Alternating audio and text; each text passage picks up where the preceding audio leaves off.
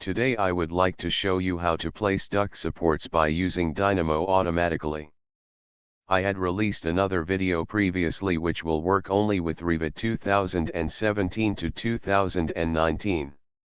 So I created another Dynamo which will work in 2020 and 2021.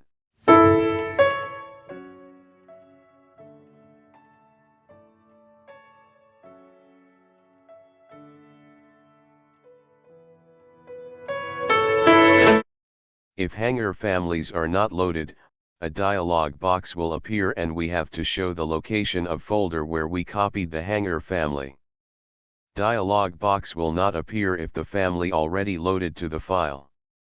Prior to run the Dynamo, please make sure that you have entered the distance between two hangers and the distance of first hanger where you would like to place it.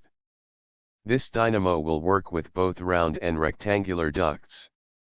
You can select round and rectangular ducts together. If the duct is insulated, hanger will place below the insulation.